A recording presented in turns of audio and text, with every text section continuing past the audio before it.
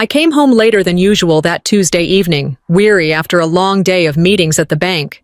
The early spring air was still warm in Austin, but there was a sharp breeze that seemed to push me into my apartment quicker than normal.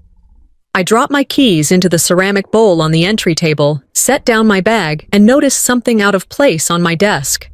An envelope lay squarely in the center, positioned too neatly to have been left there by accident.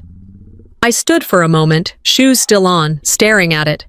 The handwriting across the front wasn't mine. Elegant cursive letters sprawled out like something you'd see on a wedding invitation. My stomach tightened. I tore it open and slid out a glossy card. Heavy cardstock, shimmering gold lettering, embossed patterns around the edges. You are invited to celebrate Marquette Vale's 30th birthday, 250 guests, hosted at the Greenfield Event Hall. I read it once, then again, thinking maybe fatigue was making me misread. But no. The words stayed the same, mocking me. A small RSVP card slipped onto the desk, my personal email printed at the bottom in bold letters. My own name plastered everywhere, as though I had authored the whole thing. I hadn't agreed to any party, let alone an event for 250 people at one of the most expensive venues in town. I sat down slowly, the invitations still in my hands. My mind raced. Was this a prank? Had some marketing company made a mistake? The pit in my stomach told me otherwise. My parents had a history of borrowing my life to suit their plans. They'd taken over my beach house years ago for family gatherings without asking, turned my career promotions into community bragging rights, and made every milestone about themselves. The invitation in my hand was too polished, too detailed, too expensive to be anything but their doing. Who gave them the right to do this? I muttered aloud, though the empty apartment had no answer. I flipped the card back and forth, the glossy surface catching the overhead light. The scent of the ink was fresh, meaning these had been printed recently. That meant they weren't just planned, they were already out. I placed the card on the table and rubbed my temples. My irritation grew heavier by the minute. If 250 invitations had already been mailed, then hundreds of people now believed I had chosen to host some lavish spectacle. The very thought made me nauseous. I wanted my 30th to be quiet, maybe dinner with a handful of friends, not this circus. Sleep didn't come easily that night. I kept waking, the golden lettering flashing in my mind, mocking me in the dark. By morning, I'd convinced myself that maybe the fallout wouldn't be so bad. Maybe only a few had gone out. Maybe no one would mention it. That illusion shattered the moment I stepped into the office. "Morning, birthday girl!" My colleague Daniel leaned against the divider of my cubicle, grinning. "So, big bash this weekend, huh? Didn't know you had it in you." I froze, my bag still slung over my shoulder. "What?" He waved a cream-colored envelope. "The same invitation." My invitation. "This thing is fancier than most weddings. Are we supposed to bring tuxedos?" Heat rushed to my face. "Daniel, I didn't send that." "Sure," he laughed, tapping the card. 250 guests. You must have hit the jackpot or something." Before I could respond, another coworker, Lisa, walked by holding the same envelope. She smirked. "I had no idea you were such a socialite, Marquette. Always pegged you as low-key. Guess I was wrong." I tried to protest, my words tumbling out too quickly. "I didn't plan this. Honestly, I didn't even know about it until last night. There's been some mistake." The look Lisa gave me was the kind of look people give when they think you're being coy. "Oh, come on. Don't play modest. If you wanted to throw a gala, just say so. We're all adults." Her tone stung worse than the words. I turned back to my computer, cheeks burning. In the reflection of the screen, I saw them exchange knowing glances before walking away. By lunch, the invitations were all anyone seemed to talk about. Even my boss approached me in the break room, smiling politely, but with an edge of curiosity. "So, I hear you're hosting quite the gathering. 250 people, that's impressive. Building networks, right?" I forced a steady voice. "Actually, it wasn't me. I didn't approve any of this." His smile tightened. He gave me a look that said he didn't believe me, then changed the subject. But the damage was done. My reputation was no longer in my control. As I sat with my untouched salad, I remembered something Maya Angelou once said. "When someone shows you who they are, believe them the first time. My parents had shown me again and again that my boundaries meant nothing, and now their disregard had spilled into my professional life.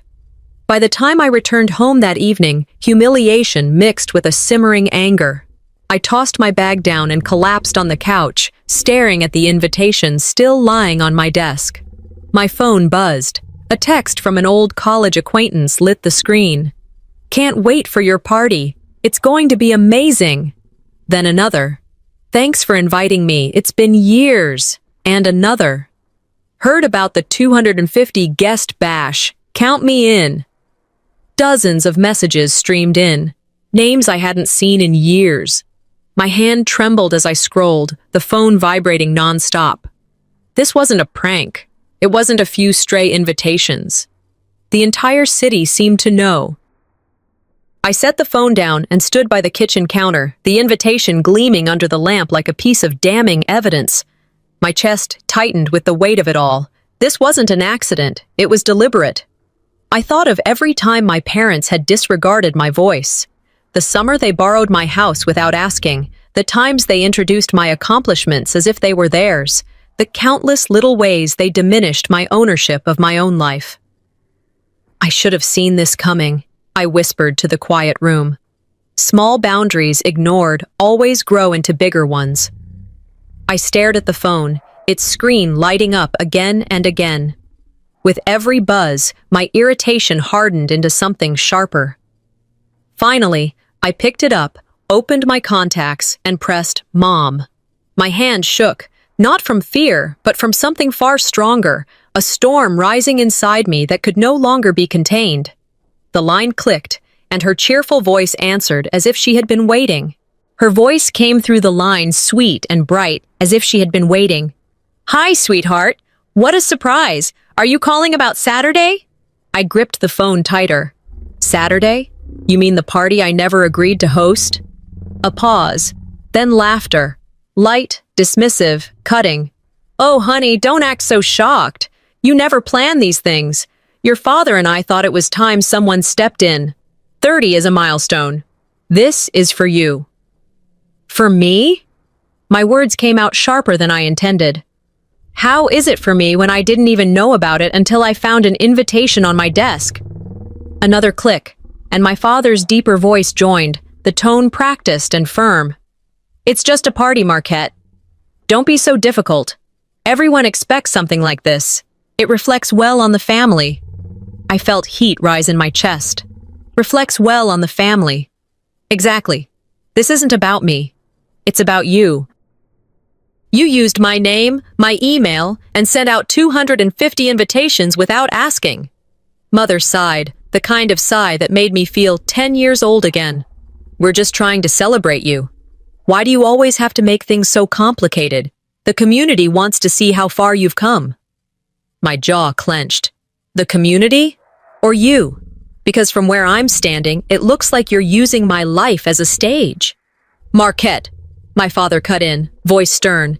"No one is trying to hurt you. You work too much. You don't do anything social. This is good for you. And it's done. Invitations are out. People are excited. Don't ruin it now." I could almost hear my pulse pounding in my ears. I remembered Eleanor Roosevelt's words, "No one can make you feel inferior without your consent." Yet here I was, being dragged down by my own parents, expected to smile and play along. "I'll talk to you later," I said, forcing my voice calm. But this conversation isn't over. I ended the call before they could reply, staring at the phone as though it had just burned me. The next morning, the cafeteria at work buzzed like a hive. I balanced my tray, trying to find a corner, but before I sat down, a group of colleagues spotted me. "Marquette," one of them called. "So do we need tuxedos for this thing, or just cocktail dresses?" He waved the same ivory invitation I had seen last night. Another chimed in, smirking. "I hear it's fancier than most weddings. Are we getting free drinks at least?" Laughter bubbled around the table. I forced a polite smile. "Look, I didn't plan this. My parents—" "Oh, right," a woman interrupted, rolling her eyes. "Of course," the classic, "it wasn't me." Their smirk stung more than their words. To them, my denial was a performance. They believed I was playing coy, pretending modesty when in fact, I was orchestrating some showy spectacle. I sat down, poking at my food but unable to eat. Every whispered conversation, every sideways glance felt like a dagger. Reputation at work is currency, and mine was slipping through my fingers. I'd always been careful, on time, professional, competent. Now I looked like someone flaunting wealth, throwing a party that screamed vanity. One colleague leaned across the table. "Marquette, you could have just said you like to celebrate big. No need to act embarrassed." I met his gaze and said firmly, "I didn't plan this. My parents made decisions without me. That's the truth." Silence lingered for a beat before they shrugged and went back to their chatter. But the damage was done. They didn't believe me. As I cleared my tray, one thought echoed. In this country, nothing feels worse than being painted a liar in your own story. That evening, I came home exhausted, head heavy with every word from my parents and the cafeteria. I set down my bag, poured a glass of water, and sat at the table where the invitation still lay. I stared at it, the gold lettering gleaming in the lamplight. This wasn't an accident. This wasn't generosity gone wrong. This was deliberate. My parents had orchestrated the whole thing for themselves. When control becomes tradition, I whispered, rebellion feels like betrayal. But maybe betrayal is the only way to reclaim myself. I opened a fresh notebook and began jotting notes, venue costs, names I'd heard mentioned, expectations others now had of me. It wasn't a plan yet, but it was the first step. My phone buzzed again with RSVPs, friends, acquaintances, even distant relatives I hadn't spoken to in years. I turned it face down, refusing to look. This wasn't my party. But as I sat there in the quiet of my apartment, I felt something hardening inside me. Maybe this wasn't my celebration. Maybe it was my war. When I got home that evening, I dropped my bag near the door and leaned against the wall, feeling the weight of the day pressing down on me. My coworkers' smirks still stung, their laughter echoing in my head like an unpleasant soundtrack. I had tried to explain, but no one believed me, and deep down, I knew this wasn't some accident. I had seen my parents' fingerprints on too many of my milestones not to recognize the same pattern here. I slumped onto the couch and unlocked my phone, thinking I might distract myself with emails or the news. Instead, I noticed a notification from a cousin I rarely spoke to. It was a screenshot, dropped into a group text, and my stomach tightened as I tapped it open. It wasn't just any group chat. It was the family group chat, the one I hadn't even known existed. I scrolled through messages that hit harder than any insult a stranger could throw at me. "She's too shy to object," one relative typed. Another chimed in. "Better not ask her, she'll overthink. This is for her own good." My aunt had added, "She's lucky we're making this happen. Otherwise, she'd just let her birthday pass like any other dull day." Every line punched me in the gut. My whole family had been conspiring about this party, carefully planning, reassuring each other that I wouldn't say a word. They weren't even debating whether it was right. They were counting on my silence. I set the phone on the coffee table and covered my face with my hands. Humiliation and grief washed over me in equal measure. I wasn't seen as a 30-year-old woman with a career, responsibilities, and independence. I was still the youngest, the one they could manipulate, the one who never raised her voice. In American families, we talk a lot about trust and respect, but being excluded from decisions about your own life, there's no quicker way to fracture both. Trust, once broken, rarely shatters in one loud crack. It crumbles quietly, piece by piece, until all you have left is dust. And staring at those messages, I felt like every bit of trust I'd ever given them was now gone. Before I could even process that, another notification buzzed in. Facebook. My mother's profile picture flashed across the screen. Against my better judgment, I tapped it open. There it was, posted an hour ago. A brightly colored digital poster of the event, complete with my name in bold script. "So proud of our daughter, hosting 250 guests for her 30th birthday, a true celebration of family and community." The comments poured in. "What a generous daughter. Such a blessing to have her host. We'll be there with bells on." Dozens of likes, dozens of affirmations, all of them painting me as the mastermind behind this spectacle. I sank deeper into the couch, phone still in my hand. This wasn't just a family affair anymore. My public reputation was now tied to a lie. I had been erased and replaced with their version of me, a daughter who lived for grand gestures, who enjoyed showing off, who happily carried the family banner on her shoulders. I whispered into the empty room, I've been erased and replaced by their version of me. Scrolling through the likes and comments, I felt trapped inside an image I hadn't built. In today's America, Facebook isn't just a place to share photos. It's a stage where reputations are created or destroyed, and once that false picture takes root, correcting it feels impossible. I set my phone down on the table again, but my eyes kept drifting back to it. The invitation glared at me from the desk, the Facebook post, the group chat, all of it swirled together into one heavy truth. Sitting at my kitchen table, I opened my laptop and pulled the screenshot folder back up. Each word from the group chat replayed in my head. Too shy to object. Better not ask her. Generous daughter. Each comment under my mother's post reinforced the same erasure. She's not really herself. She's what we made her. The wound wasn't just about this party. It was about years of being underestimated, dismissed, ignored. About being treated as though my independence was temporary, a child's game they could undo at any moment. I thought about something I'd once heard Oprah say. You get in life what you have the courage to ask for. I had rarely asked. I had let them decide too many things, let them frame my choices as theirs. Maybe it was time to stop. I reached for my phone and drafted a message to my parents. This has gone too far. You don't get to decide my life for me. My thumb hovered over send, but I stopped. The words felt right, but the timing didn't. They weren't ready to hear it, and I needed more than a text to reclaim what they had stolen. Instead, I opened a new folder on my laptop and labeled it simply, Evidence.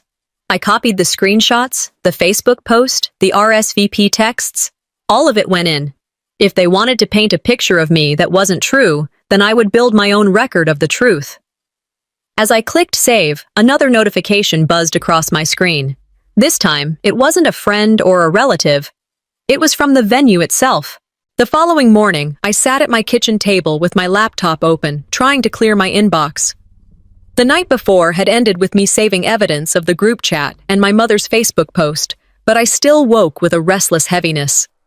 I scrolled through the usual flood of work messages until one subject line stopped me cold. Invoice for Greenfield Event Hall. Balance due. I hesitated before clicking, a low dread tightening my stomach. The email opened to reveal an official letterhead from the venue. It stated plainly, balance due within 10 days. Legal action may follow for non-payment. Attached at the bottom was the bill. Thousands of dollars.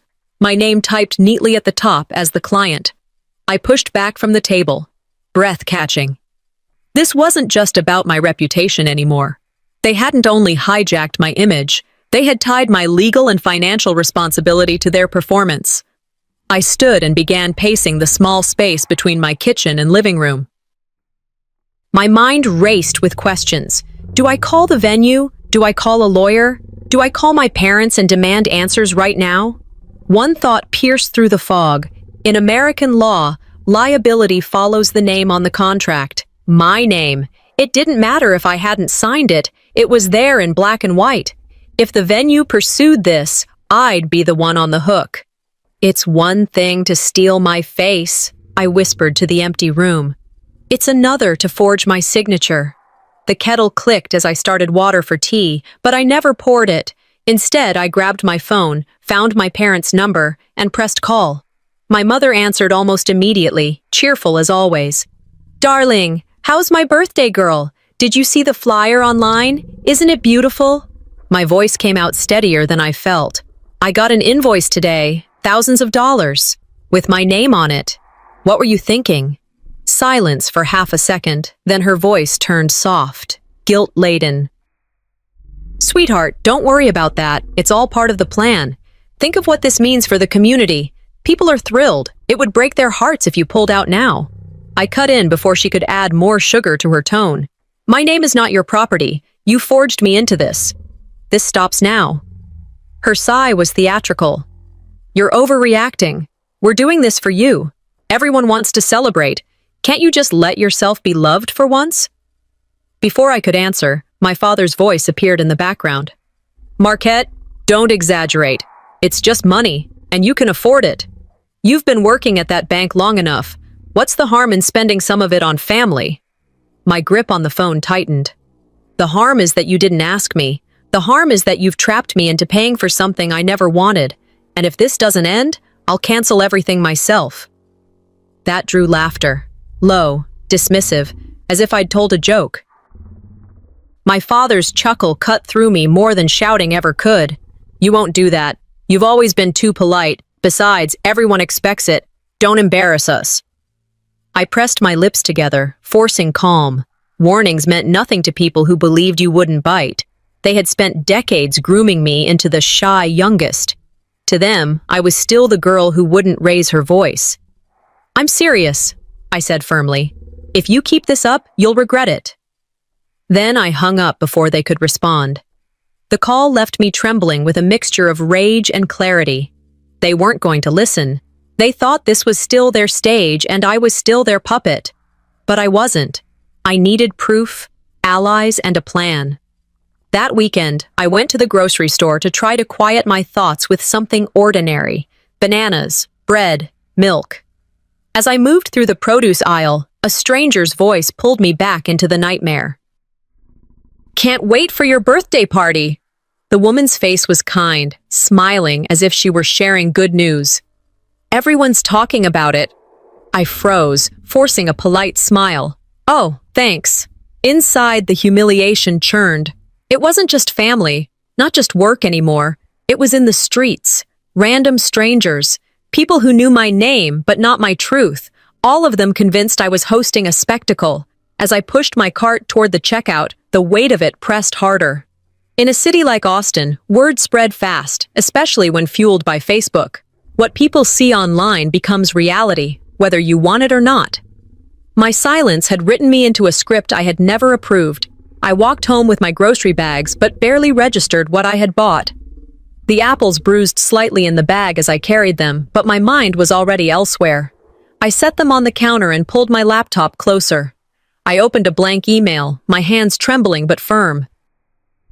"To whom it may concern, regarding the unauthorized use of my name." Before I could hit send, my phone rang again. The caller ID glared back at me. Greenfield Event Hall, the venue manager herself. I hadn't slept much after the call with the venue manager. My nerves felt shredded, and when Odalis knocked on my door the next morning, I let her in without a word. She set her briefcase down and took one look at me, then at the pile of documents on the coffee table. Emails, screenshots, the glossy invitation I could barely stand to touch. I poured us both coffee and sat across from her. For a moment, she didn't speak. She just studied me with that steady gaze of hers, one that had carried me through law school applications and breakups. Finally, she leaned forward, resting her elbows on her knees. "This isn't about a birthday," she said quietly. "This is about control. They've been writing your story for you, Marquette, and you've let them hold the pen." Her words cut deeper than anything my coworkers had said. I bristled, then sighed. "You think I don't know that?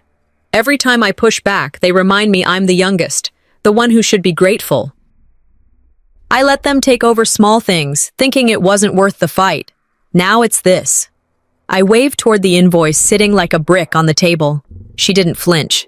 "If they signed anything under your name, that's fraud. Not family obligation. Fraud." I blinked at her. Hearing it in legal terms stripped away the haze of guilt my parents loved to wrap me in. "Fraud," I repeated. "Yes." She tapped the invoice. "You could fight this. But more than that, you need to decide if you'll let them keep doing it. You're 30 years old, not 13. At some point, adulthood demands its own boundaries." I stared into my coffee, the steam fogging my glasses slightly. She was right. Pain throbbed in my chest, but alongside it came clarity. I wasn't powerless. I wasn't voiceless. What I had was leverage, and I needed to use it. The following day at work, that fragile clarity was tested. I walked into the break room mid-morning, intending only to grab water. Two colleagues were huddled near the coffee machine, voices low but sharp enough to reach me. "She must have gotten some huge promotion," one said. "That's the only way she could afford a party like this." The other snorted. "Or maybe she's trying to impress the executives. You know how people get when they want to climb the ladder." My stomach tightened. Rumors now. Not just invitations or Facebook posts. Whispers twisting my career into vanity projects. I cleared my throat as I stepped closer. They froze, cups half filled, eyes wide for a beat before settling into awkward smiles. "Good morning," I said evenly. "Morning," one muttered, looking down. I could feel the heat in my face, but I kept my voice calm. "Just so you know, none of this party nonsense is true. My parents acted without asking me. I didn't plan any of it." The silence that followed told me enough. They didn't believe me. Or worse, they thought I was embarrassed and covering. As I turned to leave, I caught my manager watching from the doorway. He didn't say a word, but the skeptical arch of his brow carved into me deeper than any rumor. By lunch, I sat alone, the noise of the cafeteria blurring into a dull roar. I'd always believed credibility was built by years of hard work, but here it was unraveling because of a spectacle I hadn't chosen. In corporate America, reputation isn't just part of the game, it is the game, and mine was slipping from my hands. That night, I sat with my journal open, replaying Odalis's words and the looks at work. I wrote slowly, each letter pressing deeper into the page. They think I'm too quiet to fight back. Maybe it's time to prove them wrong. On the next page, I listed potential actions.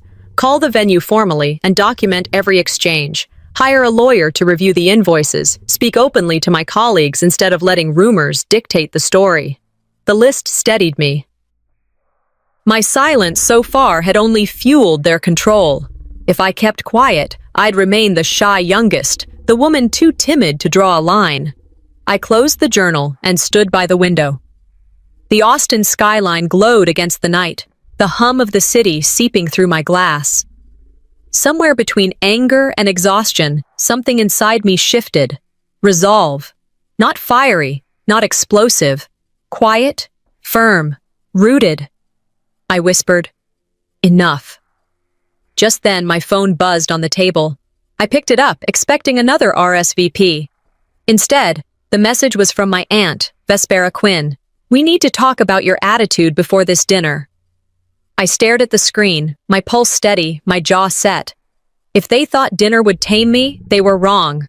This dinner would be another battlefield. I knew the message from Aunt Vespera wasn't a request, it was a summons. The way she phrased it, "We need to talk about your attitude before this dinner," made my skin crawl. Still, that evening I drove to her suburban house, heart heavy with the certainty that this would be no casual meal. Her home looked welcoming from the outside, porch light glowing, manicured hedges framing the walkway, laughter filtering faintly through the windows. But the moment I stepped inside, my stomach twisted. A long dining table stretched across the room, covered in a spotless white cloth, the kind only pulled out for important occasions. Every chair was filled. Cousins, aunts, uncles, even neighbors I didn't know had been invited. The smell of roast chicken and baked bread should have been comforting, but it only masked the tension that pulsed beneath. Everyone greeted me with smiles too wide, voices too sweet. "Marquette?" "So glad you came," one cousin said, kissing my cheek as though nothing had been boiling for weeks. Another chimed in, "We've been waiting for you. Sit, sit." I smiled stiffly, sliding into my seat, but inside I was bracing myself. This wasn't a dinner. It was an intervention. In American families, dinner tables can be more dangerous than courtrooms. Here, guilt is assumed, silence is treated as confession, and loyalty is demanded. I glanced around, realizing I was already cast as the guilty one before a word was spoken. We started eating in near silence, the clatter of silverware oddly loud. But once plates were half empty, the trap was sprung. "So," my uncle said casually, "why are you making this party such a big deal? Everyone's excited. It's not like we get to do this every year." My father jumped in before I could reply, his voice sharp with disappointment. "It's just a celebration, Marquette." Don't ruin it for everyone." My mother followed, her tone dripping with sorrow. "You'll break your family's heart if you embarrass us like this. Think about what people will say. Do you really want to be remembered as ungrateful?" Around the table, voices layered over one another. Cousins murmuring about sacrifice, an aunt whispering about family duty, someone else adding, "It's not all about you." I held my fork tightly, forcing myself to stay calm. "It is my name, my finances, my life. None of you asked me before turning it into your project." The response was laughter, dismissive, echoing, like a chorus. My father shook his head. "There she goes again, exaggerating, always dramatic." "This isn't dinner," I thought bitterly. "This is a trial, and the verdict was written before I walked in." The barrage continued, voices blending into one long accusation. I stared at my plate, every word carving into me like a blade. Humiliation pressed down on me, heavy and suffocating.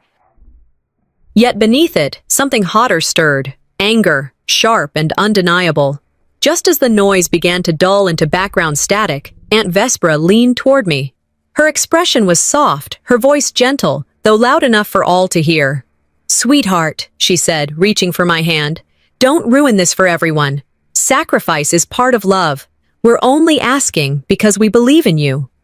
The family nodded in unison, eyes full of staged sympathy. Her manipulation cloaked as kindness cut deeper than the outright attacks.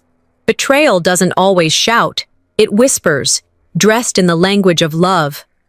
For a moment, my throat tightened with the urge to scream, to pound the table and demand they stop. But instead, I breathed deeply, holding on to what little control I still owned. I met her gaze, steady and unwavering. "Love without respect is control," I said quietly, but firmly enough for every ear in the room. "And I won't accept that anymore." The table froze. Forks halted mid-air, eyes widened, silence fell like a heavy curtain. For the first time all evening, they were the ones without words. Just then, my phone vibrated against the wood of the table.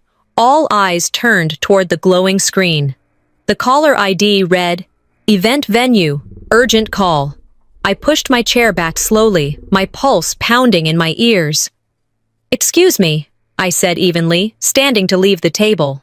As I stepped outside, the cool night air hit me, mixing with the fire still burning in my chest. After leaving my aunt's house, I didn't go straight to bed. My nerves were shot, but exhaustion didn't bring sleep. Instead, I spread the papers, emails, and screenshots across my dining table like puzzle pieces. The evidence of their manipulation was everywhere. Group chats where my name was tossed around like a pawn, invoices stamped with my information, the glossy invitations that still glared at me from the corner of the desk. I powered on my laptop and opened a fresh folder. I labeled it plainly, Evidence. One by one, I dragged in the files. Screenshots of relatives talking about me as if I were absent. Emails from the venue confirming services in my name. Copies of my mother's proud social media posts. Even a note I typed about the stranger in the grocery store, smiling as she told me how everyone was buzzing about my big celebration. I paused, staring at the folder as it grew heavier. In America, proof matters, I murmured to myself. Emotions can be denied, but documents can't. Odalis' words from earlier echoed in my ears. If they signed anything under your name, that's fraud.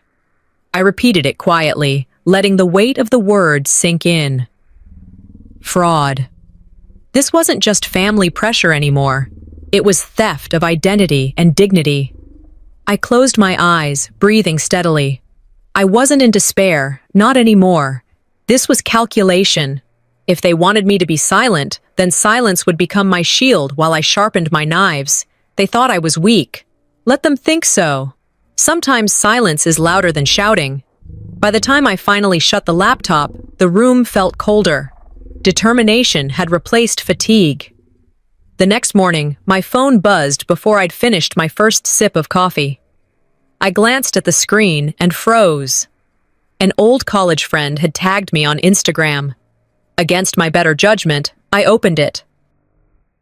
There it was, a glossy picture of the invitation laid out on her counter, captioned with cheery enthusiasm. "Can't wait for Marquette's lavish birthday. She's always been larger than life." My chest tightened. Comments rolled in beneath it like a tidal wave. "Wish I was invited." "Looks like she's showing off." "Wow, 250 people. Fancy." Heat flushed my face. This wasn't just family anymore. The narrative was cementing itself online, turning me into the arrogant host of a spectacle I never planned. I messaged her directly. "This isn't mine. My parents did this without asking. Please take it down." Her reply came quickly. "Relax, it's just fun. Everyone's talking about it anyway. Don't be so sensitive." The dismissal stung more than the post itself. Betrayal always cuts deeper when it comes from someone you once trusted. She knew me in college. She knew I never cared for spotlight or extravagance, yet she chose to join the crowd rather than believe me. I set the phone down hard, staring at the screen as more notifications poured in. Reflection rose like bile. It isn't enemies who wound the deepest. It's the people you once let close. By noon, my name was circulating across multiple posts. Each share painted me further into a caricature I didn't recognize. The sting of humiliation was sharp, but beneath it, bitterness settled like stone. If they wanted to paint me as arrogant, maybe it was time to let them choke on their own lies. That evening, I returned to the desk and opened my journal. The words came slowly at first, then faster. If they want a story, I'll give them one, but it will end on my terms. I began drafting a formal complaint to the venue, citing breach of consent, unauthorized use of personal information, and possible fraud. My legal wording was clumsy, but precise enough to make my point. At the same time, I saved every screenshot of social media posts, every smug caption, every mocking comment. Justice Louis Brandeis's words came to me then, something I'd read years ago. Sunlight is said to be the best of disinfectants. If they wanted shadows and secrets, I would drown them in light. Anger no longer burned wild. It crystallized into resolve. This would not end with me humiliated. It would not end with me as the victim. My phone buzzed again. Expecting another notification, I glanced casually, but the message on the screen froze me in place. It was from my boss. RSVP confirmed. "Yes, looking forward to celebrating with you." My breath caught. My career, the one thing I had built on integrity and discipline, was now entangled in this farce. My silence had let it spread too far, and if I didn't act soon, I wouldn't just lose my dignity, I could lose everything I'd worked for. The call from the venue manager had lingered in my head all night. By morning, I decided I needed to see everything with my own eyes. I drove across town to Greenfield Event Hall, my grip tight on the steering wheel. The building stood tall, polished glass gleaming in the sunlight, a place meant for weddings, galas, not a birthday party I had never agreed to host. The manager, a woman in her 50s with a no-nonsense look, greeted me at the entrance. "Miss Vale," she said briskly, "I'm glad you're here. Preparations are moving quickly, and we'll need your approval on a few final details." "My approval?" I repeated, the words bitter in my mouth. "I didn't approve any of this in the first place." She frowned, guiding me toward the main hall. As the doors swung open, my heart clenched.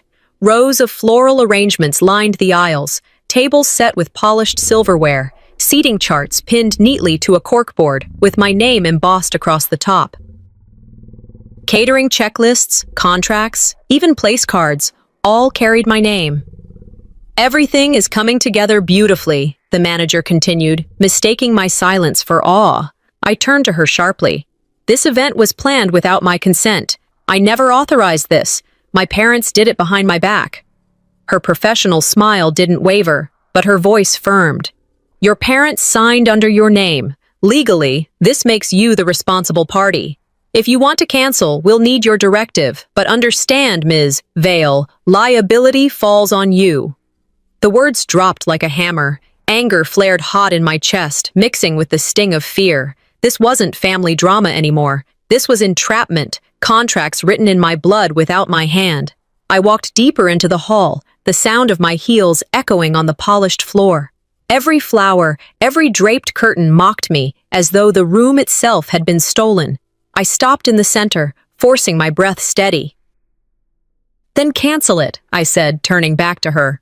"Right now, this party is not happening under my name." Her eyes widened slightly, surprised by the steel in my tone. For a moment, she seemed ready to protest, then nodded. "Very well, I'll draft an official cancellation notice, but you'll need to sign it."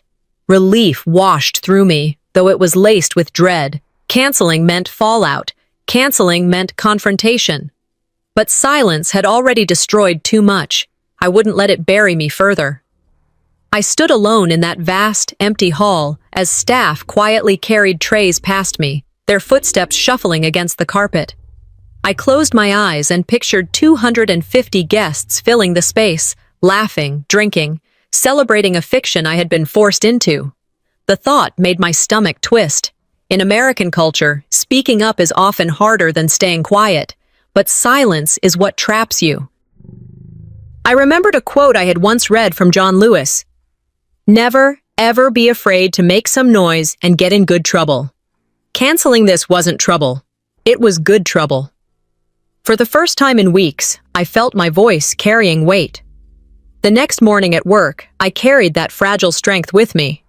But it didn't last long. I was reviewing mortgage applications when my boss approached my desk, his usual smile broader than normal. "Marquette," he said warmly, "I just wanted to thank you for including us. I RSVP'd yes to your birthday. We're looking forward to it." The words hit me like a punch. My throat tightened. Despite the cancellation, the story had already spread too far. The lie had outpaced the truth. "Sir," I began carefully, "there's been a mistake. My parents acted without my permission. I canceled the event yesterday." His smile faltered. He tilted his head, skeptical. "I hope you're not playing games with professional contacts. People talk, you know." Reputation matters in this field. Heat rose in my face. "I'm not playing games," I said firmly. "I never wanted this party. I've been cleaning up their mess since the invitations went out." He gave me a long look, unreadable, then nodded curtly and walked away. But the doubt lingered in his eyes. I sat frozen, the low murmur of the office buzzing around me. Colleagues passed by, some with curious glances, others with faint smirks. I could hear whispers at the water cooler, faint mentions of her big party, extravagant, over the top. Humiliation tightened in my chest, twisting into rage. My parents' lies had chained themselves to my career, the one part of my life I had built carefully, honestly. Now it was at risk of being reduced to a spectacle. I clenched my fists under the desk and whispered to myself, steady and low, "If they want a war, they'll get one." When I got home after that day at work, the weight of humiliation still sat heavy on my chest. My boss's skeptical glance replayed over and over. I knew I couldn't wait any longer. If I didn't fight back now, the lies would cement themselves forever. I pulled out every scrap of evidence I had collected, the invoices, the emails, the screenshots of smug family messages, and the endless social media posts. Odalis had given me notes on what could constitute fraud, and I reread them carefully. I placed everything into a binder, neat and methodical, each page protected in a clear sleeve. As I sorted, my eyes caught on something new in my inbox. Another message from Greenfield Event Hall. At first I thought it was confirmation of my cancellation, but as I clicked, my stomach dropped. It was a second invoice, larger than the first, thousands more, for premium catering upgrades and floral redesign. Every line item stacked under my name. My hands trembled, but this time it wasn't fear. It was anger, sharp and cold. They weren't just using me, they were burying me alive under debt. Quietly, I whispered, "Injustice doesn't always roar. Sometimes it comes in neat envelopes with polite headers." I slid the new invoice into the binder, the final piece of proof I needed. Then I called the venue manager. "We need to meet," I told her, "and my parents will be there." The following afternoon, I walked into Greenfield Event Hall again, this time not to observe but to confront. The manager led us into a glass-walled conference room overlooking the hall, where half the decorations still stood waiting. My parents arrived confident, almost smug. My father clapped me on the shoulder as though we were partners. "Relax," he said with a smile. "We'll handle this together." I sat across from them, placing the thick binder on the table with a deliberate thud. "This event is cancelled," I said evenly. "And here's why." I opened the binder and slid out the first invoice, then the second, then the screenshots of the group chat, one by one. My mother shifted in her seat, her smile faltering. "You've exaggerated this," my father scoffed. "This is family business, not legal drama." The venue manager leaned forward, her expression firm. "No, sir. This is legal business. Your daughter is correct. Liability is on her name, not yours. What you've done here is not only unethical, but potentially criminal." The words cut through the room like a knife. For the first time, I saw doubt flicker across my father's face. I turned the pages deliberately, showing them every damning detail, and then I read aloud from the group chat, my voice steady. "Better not ask her. She'll overthink. Easier to ask forgiveness than permission." The room went still. My mother's hands trembled slightly, her face paling. The manager folded her arms. "Do you understand what this means? You've acted on her behalf without her consent. That is not forgiveness. That is fraud." I didn't stop. I pulled out the second invoice and slapped it on the table, the sound echoing against the glass walls. "You added charges, more catering, more flowers, all in my name. You wanted to trap me under bills I never agreed to pay." My father opened his mouth, then closed it. My mother tried to stammer out a defense. "We only wanted to make it special. We thought she—" But the manager cut her off, unimpressed. "Intentions don't erase consequences." Silence stretched long and heavy. For once, the shame was no longer mine to carry. It sat squarely in front of them, undeniable, written in ink and signatures they could no longer spin into family obligation. The manager cleared her throat, her tone final. "We'll need to discuss consequences, legal ones." My mother's eyes widened in shock, her lips parting, but no sound emerging. My father stared at the table, jaw tight. I closed the binder with a sharp snap. The sound rang like a gavel. I looked at them both and said quietly, "I warned you." The fallout from the meeting at the venue spread faster than I could have imagined. I had walked out of that glass-walled conference room feeling vindicated, binder tucked under my arm like a shield. But vindication is rarely clean. By the time I returned to work the next day, whispers had already begun circulating. The narrative wasn't just about forged contracts anymore. It had taken on a life of its own, twisting, mutating, until it no longer resembled the truth. At lunch, while waiting for my sandwich, I overheard two colleagues chatting near the vending machines. One lowered his voice, but not enough. "I heard her family had to step in because she doesn't have any real friends. They invited their people to fill the seats." The other chuckled, shaking his head. "Makes sense. You'd never guess it looking at her, but I guess she's one of those quiet types no one really knows." The words lodged in my chest like shards of glass. I turned away before they could see me react, clutching the wrapped sandwich so tightly the paper crinkled. Back at my desk, I replayed their words again and again. She never had friends. That's why we had to invite ours. It wasn't about the party anymore. It was about erasing me entirely, my worth, my relationships, my independence. They weren't just controlling my narrative, they were rewriting my identity. I forced myself to breathe, remembering something Michelle Obama once said, "When they go low, we go high." But I realized that didn't mean silence. Going high meant refusing to let lies stick. Going high meant strength, not passivity. The next blow came 2 days later. A friend from church messaged me, "So proud to see the GoFundMe. I donated this morning." I frowned, typing back, "What GoFundMe?" She sent the link. My jaw dropped as the page loaded. "Help Marquette host the birthday she deserves." There it was. My photo, lifted from my work profile, smiling awkwardly under the banner of a false appeal. The description read as though I had written it myself. "Turning 30 is a once-in-a-lifetime milestone. With your support, I can host the dream celebration my family and I envision. Every dollar counts." Donations had already poured in. Strangers left cheery comments. "So proud to support you. We're honored to help make your dream come true." My face burned hot. This wasn't just gossip whispered in break rooms or Facebook comments written by distant relatives. This was theft in broad daylight. My name had become a currency traded publicly without my permission. I called Odalis immediately, my voice shaking with fury. They set up a fundraiser with my name, my picture. People are donating, thinking they're helping me. There was a pause on the other end, then her tone sharpened.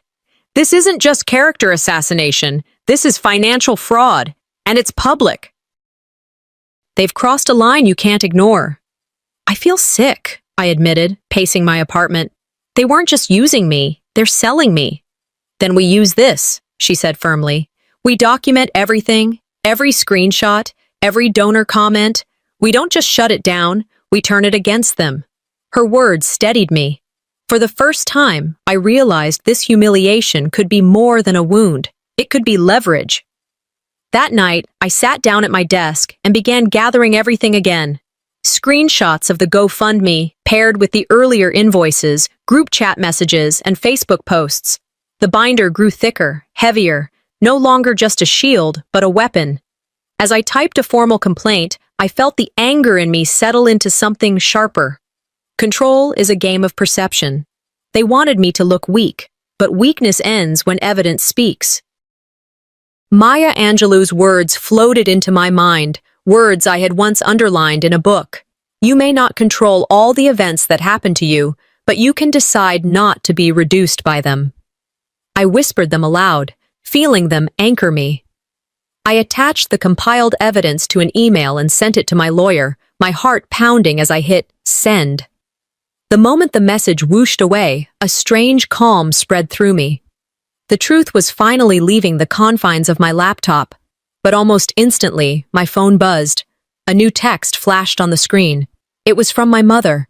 We need to talk, before you destroy this family. I stared at the words, my jaw tightening. For once, I wasn't the one about to be destroyed. The text from my mother was still burning on my phone screen when it rang. I stared at the caller ID, knowing exactly what was coming. I almost let it go to voicemail, but a lifetime of conditioned response made me swipe to answer. Her voice trembled with that practiced mixture of anger and sorrow.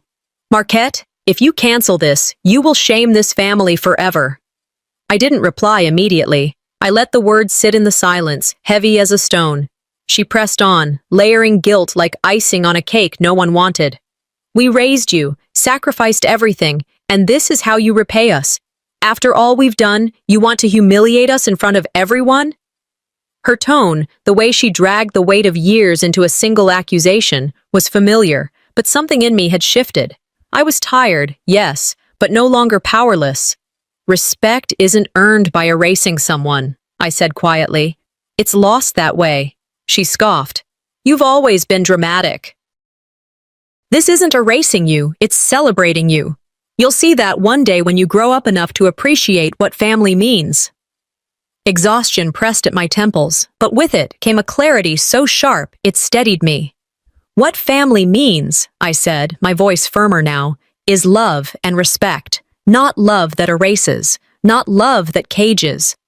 For a moment she said nothing. I imagined her lips pressed thin, the way they always did when I refused to bend. Finally, she whispered, "You'll regret this." No, I said, and for the first time in years, I believed it. I'll regret not drawing the line sooner. I ended the call before she could reply. The silence in my apartment afterward felt heavier than her words. I sat down, staring at the dim glow of the city through my window. The phone lay face down on the table, but the echo of her guilt trip still circled in my head. I thought of every invoice, every smirk at work, every whisper about my life. Odalis's voice replayed too. This isn't about a party. This is about control. Letting go isn't betrayal, I told myself. Sometimes letting go is survival. I pulled out a fresh page in my notebook and began writing. Not about costs or contracts this time, but boundaries. My rules.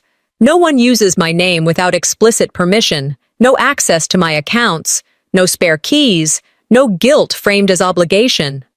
It felt strange to write them out, but also liberating, like shackles slowly unlocking. Brené Brown's words came to me from a lecture I'd once watched. Daring to set boundaries is about having the courage to love ourselves, even when we risk disappointing others. The risk of disappointing my parents had always felt unbearable. But now, disappointing myself felt worse. Bitterness still lingered, but it began to loosen its grip. In its place, something steadier rose. Empowerment. I poured a glass of water and sat by the window. The city lights shimmered against the night sky, a reminder that the world was bigger than the small cage my family had built for me. For the first time, I let myself imagine what life would be like without constant interference, without my every decision twisted into someone else's script. It hurt. Love doesn't vanish just because respect is absent, but love without respect is a prison, and I was done being its inmate. I picked up my phone again, my thumb hovering over the screen, and typed a final message to my parents. I will always love you, but from this moment on, I live on my own terms. I hit send before fear could stop me. The message whooshed away, leaving behind an emptiness that felt both like grief and like freedom. I leaned back, sipping from my glass, the silence no longer suffocating, but cleansing. For decades, I had been the quiet one, the accommodating one. Now, for the first time, I felt like myself. Just as the thought settled, my phone buzzed again. I turned it over, expecting silence, maybe even nothing at all. Instead, a notification from the community board popped up. A fresh post, spreading yet another rumor under my name. I set the glass down and leaned back in my chair, whispering to the quiet room. Then let the truth be louder than their lies. The morning after my mother's call, I woke with a strange calm. The fear that had once wrapped around me was gone. What remained was something sharper, resolve. I stood by the window with a cup of coffee and whispered to myself, love should be a choice, not a cage. Today, I cut the lock. By mid-afternoon, the knock on my door came, loud and insistent. I already knew who it was. My parents didn't wait for an invitation. They never had. When I opened the door, they walked in as if they still owned me. You've destroyed our reputation, my mother said before I could speak. Her face was taut, eyes gleaming with fury. My father followed, voice booming. Do you understand what you've done? You'll regret this when you're alone. Family is all you'll ever have. I stood tall in the doorway, letting their accusations wash over me. I'd rather stand alone in truth, I answered, than be crowded in lies. My mother scoffed. Crowded in lies. You call celebration lies? Celebration built on my stolen name isn't love, I said. It's theft. They looked at me with the same mixture of anger and disbelief they had always used to keep me small. But their words bounced off me now, dull stones that no longer pierced. I walked to the table where I had laid out a stack of documents. Slowly, deliberately, I handed them over. Legal notices Odalis had prepared, copies of the fraudulent invoices, screenshots of the GoFundMe page that had been shut down after Odalis's intervention. My mother's face drained of color as she scanned the papers. My father's jaw tightened. You didn't just hurt me, I said steadily, my voice calm but cutting. You humiliated yourselves, and now everyone will see it for what it is. This is family, my father muttered, still trying to cling to the old shield. You don't drag family into courts. I met his eyes. You dragged me there the moment you forged my name. The silence stretched. Their pride cracked wide open, leaving only the faint sound of paper rustling between us. They left without another word, their footsteps heavy as if carrying the weight of their own shame. For the first time, I felt free. Revenge hadn't come in flames or shouting. It came in sunlight, in truth, laid bare for all to see. Days later, on the evening of my actual birthday, my apartment was filled not with strangers or forced smiles, but with warmth. Odalis came first, carrying a simple bouquet of daisies. A few close friends followed, each bringing something small, a bottle of wine, a pie, laughter that filled the space more richly than any grand venue ever could. The decorations were minimal, just candles and the soft glow of string lights across the wall. The food was simple, homemade dishes, mismatched plates, but it was mine. We sat around my small table, stories flowing easily. At one point, Odalis raised her glass. "This," she said, her eyes meeting mine, "is your story now. And it's only beginning." Her words settled deep inside me. I realized in that moment I didn't need their approval or their stage. My existence was valid without their permission. "Sometimes family isn't who raised you," I said softly, looking around the table. "It's who stands with you when the storm hits." A hush fell over the room, but it wasn't heavy. It was the kind of silence that carries truth. I thought of Maya Angelou's words, "I can be changed by what happens to me, but I refuse to be reduced by it." When the cake came out, it was small and modest, with a single candle flickering in the center. I closed my eyes, not to wish for anything, but to mark the moment. I inhaled deeply, then blew out the flame, a quiet act that felt louder than any speech. As the room erupted into cheers and laughter, I felt something inside me settle into place. I was no longer the daughter defined by others, no longer the youngest written off as too quiet to object. This was the year I stopped being their daughter first, and became myself.